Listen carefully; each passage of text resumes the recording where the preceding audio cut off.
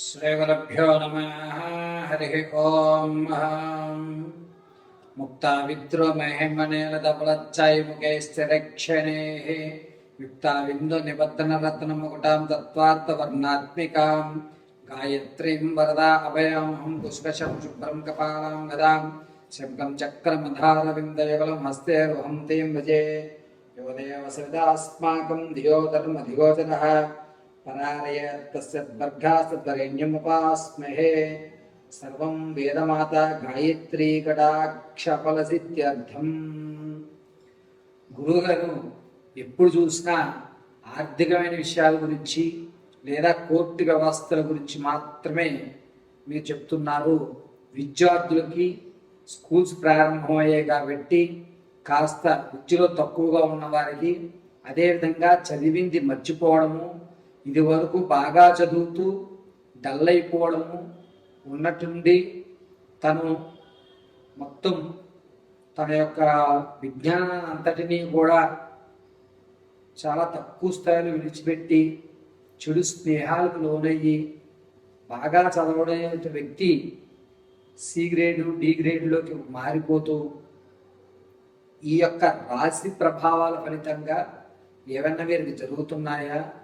మేషం నుంచి మేనం వరకు కూడా విద్యార్థులు ఎటువంటి మంత్రాన్ని రోజు పఠించుకోవడం వల్ల విద్యలో మెరుగైనటువంటి స్థితిగతులు కలుగుతాయి. వీరు ఏ దేవతారాధన చేయడం వల్ల విద్య అనేటువంటిది అభ్యసిస్తుంది. అన్నిటికంటే ముఖ్యమైనది విద్యే కాబట్టి అటువంటి విద్యార్థులు ఉన్నతమైనటువంటి చదువుకోవడానికి, చదివింది గుర్తు ఉండడానికి, మీరు పరీక్షల్లో ఉత్తీర్ణులు అవడానికి, అదేవిధంగా నిరుద్యోగులకి ఎప్పటి నుంచో ప్రయత్నాలు చేస్తూ ఉద్యోగం రాక కాంపిటీషన్ ఎగ్జామ్స్లో 10, 2, 5 మార్కులతో స్థితిలో మీ ఉద్యోగాన్ని కోల్పోతున్నటువంటి వారికి ఇలా కేవలము ఈ ఎపిసోడ్లో విద్యార్థులకి నిరుద్యోగులకి సంబంధించిన విషయాన్ని మనం చర్చిద్దాం. మేషం నుంచి మీనరాశి వరకు కూడా ఏ రాశి వారు ఎటువంటి ఆరాధన చేయాలి, ఎటువంటి నియమాలు పాటిస్తే ఉద్యోగ ప్రాప్తి, అదేవిధంగా విద్య చక్కగా అభ్యసించడం అనేటువంటి పూర్తి విషయాన్ని ఇప్పుడు మనం చర్చించుకుంటూ అసలు విద్యార్థుల్ని ఉన్నతంగా తీర్చిదిద్దాలంటే చదువుని ఎప్పుడు చదువుకోవాలి, ఏ సమయంలో చదువుకోవాలి అనేటువంటి విషయాన్ని కూడా పూర్తిగా మనం చర్చిద్దాం. విద్యార్థులు చదువుకునే టైము తెల్లవారుజామున 5 గంటల నుంచి 6:30లోగా చదువుకోవాలి. ఏ విధంగా చదువుకోవాలి అనేది ప్రతి రాశి వారికి కూడా చదువుకునేటువంటి సమయాన్ని మీకు చెప్పడం జరుగుతుంది.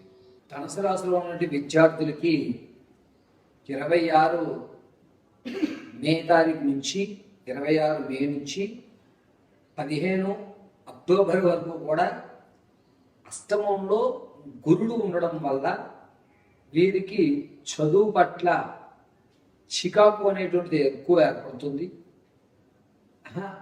ఎందుకు చదువుకోవాలి, ఆ చదువుకోకపోతే ఏమవుతుంది అని మొండిగా హెచ్చించడం, ఏ దాన్ని కూడా మొండిగా వాదించడం, వితండవాదం చేయడం అనేటువంటిది ఏర్పడుతుంది.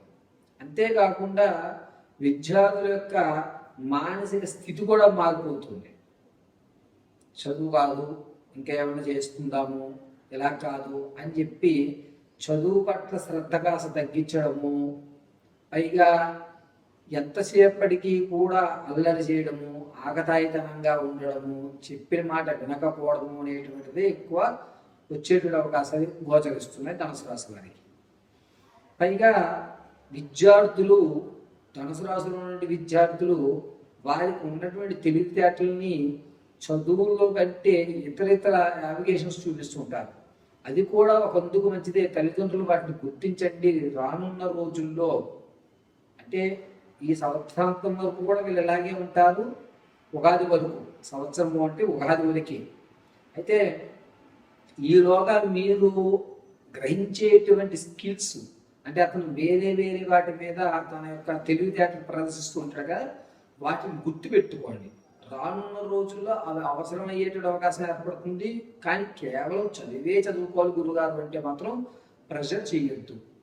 ప్రెషర్ పెట్టడం వల్ల మానసికంగా అనేకమైన ఇబ్బందులు వచ్చి పిల్లవాడికి నిత్యము తలపోటు వచ్చేటువంటి అవకాశం ఎక్కువగా చూస్తుంది. కాబట్టి ధనుసు రాశిలో ఉన్నటువంటి విద్యార్థుల్ని ప్రెషర్ పెట్టడం అనేటువంటిది అక్టోబర్ 15వ తారీఖు వరకు ప్రెషర్ పెట్టకండి.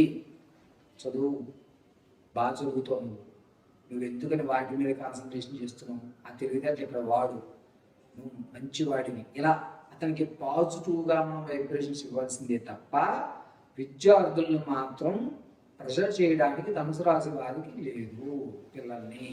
కాబట్టి కొంచెం జాగ్రత్తగా పిల్లలతో టైం ఎక్కువ స్పెండ్ చేసేటువంటి అవకాశం ఏర్పరచుకోండి. వీరు బంధువర్గానికి వ్యతిరేకంగా ఇంట్లో వారికి రోతపూరితమైనటువంటి వాతావరణాన్ని ఏర్పరుస్తున్నారు. మనం చూసారా, ఆ వారికి చదువుకోవడం, ఆడుకోవడం, తర్వాత జ్ఞాన సంపాదించడం, ఈ మూడే పనులు ఉండాలి పిల్లలకి. కానీ ధనుసు రాశిలో ఉన్న పిల్లవాడికి అనవసరమైనటువంటి విషయాల్లో జోక్యం చేసుకుంటూ ఉంటారు. కాబట్టి ధనుసు రాశిలో ఉన్నటువంటి పిల్లలు తల్లిదండ్రులు కొంచెం జాగ్రత్తగా నెమ్మదిగా పిల్లవాడి యొక్క ప్రవర్తన మారుతుంది. కాబట్టి సరస్వతి హోమాన్ని కానీ లేకపోతే హయగ్రీవ స్తోత్రాన్ని, హయగ్రీవ హోమాన్ని చేయించడం అత్యంత అద్భుతంగా ధనుసు రాశి వారికి కలిసి వస్తుంది. లేదా మీరు ప్రతిరోజు కూడాను మహాభారతం పుస్తకానికి, మహాభారతమే భగవద్గీత కాదు, మహాభారతం పుస్తకానికి పిల్లవాడి చేత పసుపు పుష్పం పెట్టించి ఒక్కసారి నమస్కారం చేయించుకుని పిల్లవాడిని తన పని తను చేసుకోమన్నాడు. వీలుంటే, కాస్త చదవగలిగే వాళ్ళు ఉంటే మహాభారతంలో ఉన్నటువంటి విషయాలను చెప్పడానికి చూడండి. అది కూడా లేకపోతే ప్రతిరోజు కూడా శ్రీకృష్ణుడి గుడికి తీసుకువెళ్ళండి పిల్లవాడిని. శ్రీకృష్ణుడి గుడికే తీసుకువెళ్ళండి. వెంకటేశ్వర స్వామి వారు కాదు, శ్రీకృష్ణ దేవాలయానికి తీసుకువెళ్ళి స్వామివారికి తులసి మాల, ఒక కమలపు ఇవ్వండి. దీనివల్ల ధనుసు రాశిలో ఉన్న విద్యార్థులు ఆగతాయితనము, ఉండి వైఖరి అనేది కొంచెం తగ్గి కాస్త పాజిటివ్ ఎనర్జీ అనేటువంటిది ఏర్పడుతుంది. హయగ్రీవ స్తోత్రం మీకు యూట్యూబ్లో దొరుకుతుంది. అది ఎర్లీ మార్నింగ్ అయినా పెట్టేది. యూట్యూబ్లో పెట్టి పిల్లవాడికి పాలు కలుపుతూ హయగ్రీవ స్తోత్రం మీరు కూడా చదువుతున్నప్పుడు మీరు సింక్ చేస్తూ చక్కగా పాలు కలిపి ఇవ్వండి. మసాలా బూస్ట్ వాటర్ మీరు వేసుకుంటే అది చక్కగా కలుపుతూ హయగ్రీవ స్తోత్రం వస్తున్నప్పుడు దాన్ని చదువుతూ హయగ్రీవాయ నమో నమః అని చెప్పేసి ఇచ్చేసారు.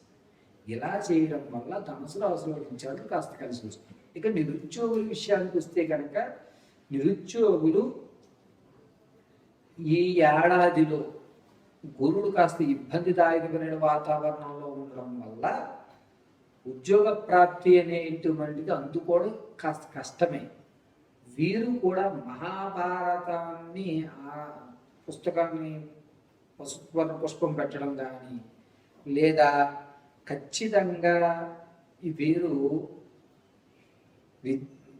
నిరుద్యోగులు ఖచ్చితంగా శ్రీకృష్ణుడి దేవాలయంలో ఒక తామరపు చేతిలో పట్టుకుని శ్రీకృష్ణ పరమాత్మనే నమో నమః, శ్రీకృష్ణ పరమాత్మనే నమో నమః అని 54 సార్లు చెప్పు పాదాల దగ్గర పుష్పాన్ని సమర్పించుకుంటారండి. దీనివల్ల మనకి పాజిటివ్ అనేది వచ్చి ఖచ్చితంగా మీరు నవంబర్ 2వ వారంలో ఉద్యోగ ప్రాప్తిని పొందుతారు. ఇది ఖచ్చితం. మరిన్ని విషయాలు తెలుసుకోవడానికి కింద స్క్రోల్ అవుతున్న నెంబర్ను సంప్రదించండి. పూర్తిగా మీ విషయాలన్నీ కూడా వివరించి చెప్పడం జరుగుతుంది.